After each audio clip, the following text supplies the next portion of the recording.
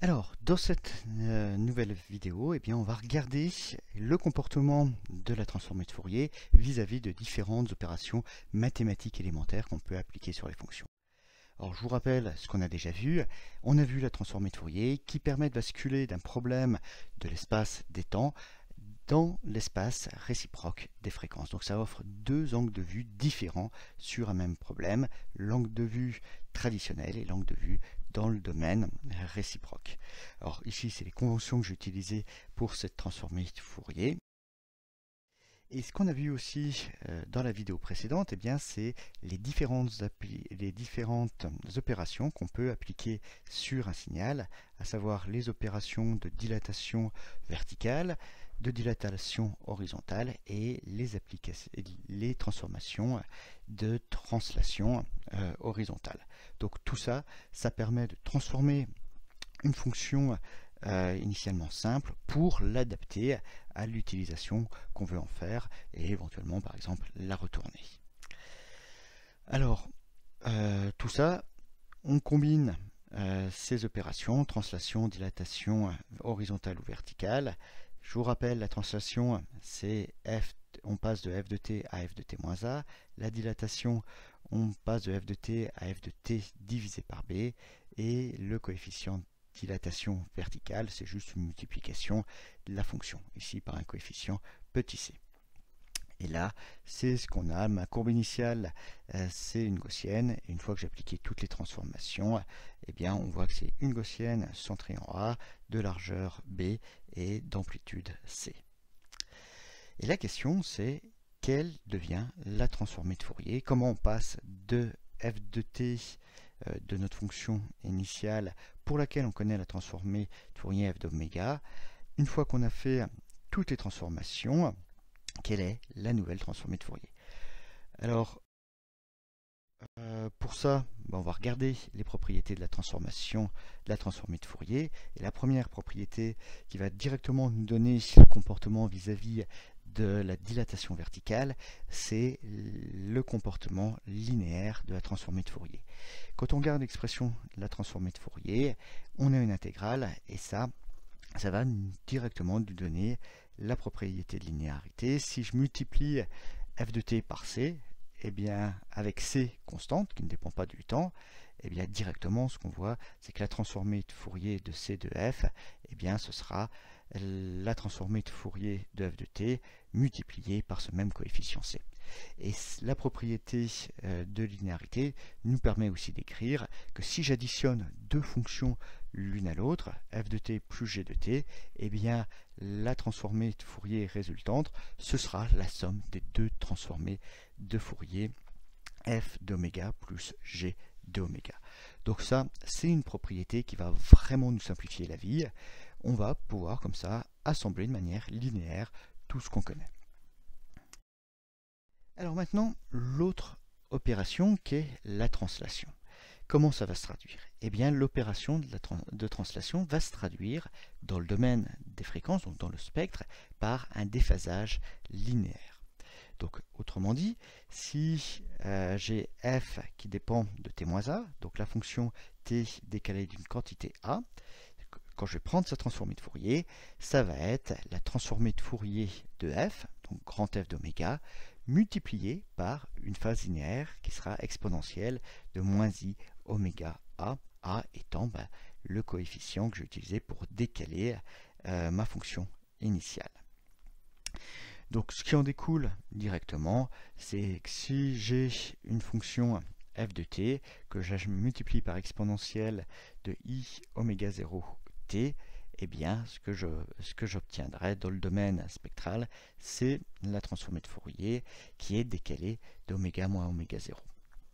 Donc c'est les deux relations qu'il est intéressant d'apprendre. On verra un petit peu plus tard, notamment sur le chapitre sur la diffraction, une autre façon d'écrire tout ça en utilisant un outil qui est la convolution par un Dirac décalé.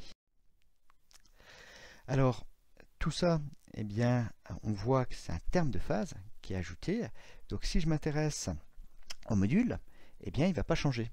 Donc ça, c'est un point important, c'est que le spectre sur son module, ou bien l'intensité spectrale, eh bien, ne vont pas être affectés par l'opération de translation.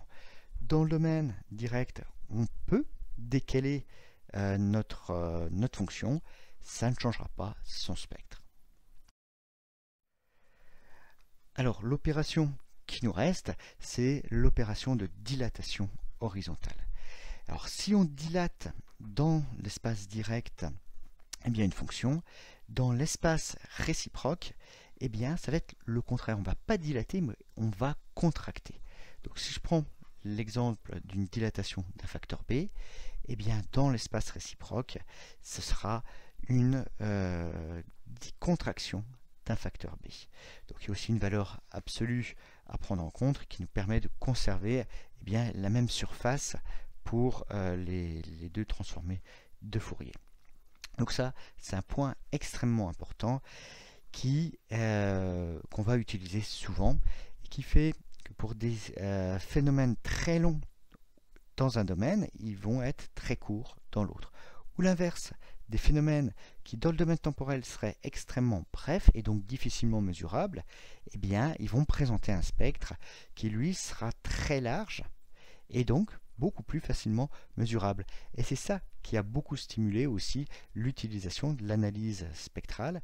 C'est pour aller chercher des choses qu'on n'arrive pas à voir dans le domaine direct. Eh bien, on sait qu'on arrivera à les mesurer plus facilement dans l'autre domaine.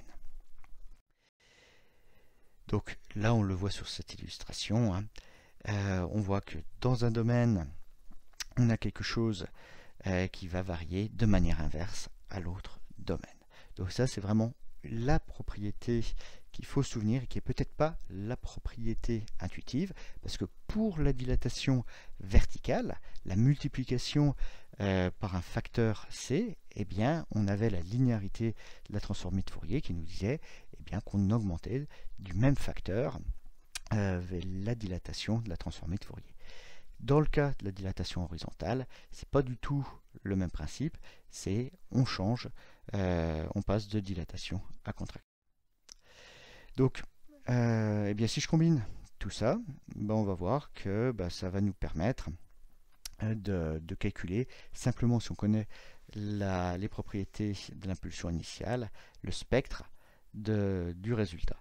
Donc ici, en bleu, ça correspond au signal dans le domaine direct, dans le domaine temporel, et en rouge, c'est le spectre dans le domaine réciproque. Donc c'est la valeur absolue de la transformée de Fourier. Alors voilà, je vais lancer l'animation. Donc, on voit que l'opération de translation n'affecte pas le module de la transformée de Fourier.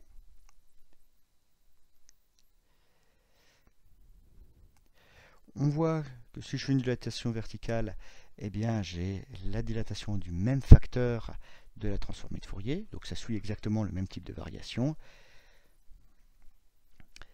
Et par contre, si je fais une contraction ou une dilatation dans le domaine direct, j'ai la transformation inverse. Dans le domaine réciproque, je garde quand même la même aire au niveau de la transformée de Fourier, la même surface.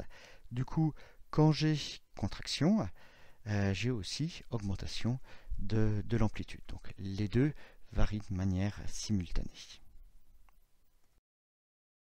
Alors, il y a d'autres transformations pour lesquelles on connaît le résultat pour la transformée de Fourier, et notamment l'opération de conjugaison. On peut montrer assez facilement que si on conjugue la fonction f dans le domaine direct, au niveau de sa transformée de Fourier, eh bien, on prendra la conjuguée de la transformée de Fourier, mais attention, il faudra aussi procéder à un retournement du spectre. Donc, vous voyez ici, il y a un facteur moins devant le oméga. Donc l'opération qui est très similaire, hein, si maintenant je fais la conjugaison qui inclut également un retournement temporel, et bien SATF, ce sera la transformée de Fourier prise directement. Donc de ça, il en découle certaines propriétés. Si f de x est réel et pair, on aura automatiquement sa transformée de Fourier qui sera elle aussi réelle et paire. Si f de x est réel et impair, f d'oméga sera imaginaire et impair. Et voilà, on peut aussi parler du cas où f de x est imaginaire et pair. Dans ce cas-là, eh bien, on peut déduire que f d'oméga sera aussi imaginaire et aura la même parité. Et la dernière opération qu'on sera peut-être amené à utiliser dans le cadre de ce cours, eh bien, c'est l'opération dérivation. En effet, quand on a une fonction f de t, dont on connaît la transformée de Fourier grand F d'oméga, eh bien c'est très simple de calculer l'expression de la transformée de Fourier de la dérivée de f de t. En effet, il suffit de prendre la transformée de Fourier de f de t, donc grand F d'oméga, et de le multiplier par i oméga. Donc ça, c'est une opération extrêmement simple qui, d'ailleurs, doit vous rappeler quelque chose. Ça doit vous rappeler un petit peu ce qu'on avait évoqué pour le comportement long plane. On avait déjà vu ce type de propriété pour long plane. Je vous rappelle, il y a un lien très fort entre long plane et la transformée de Fourier.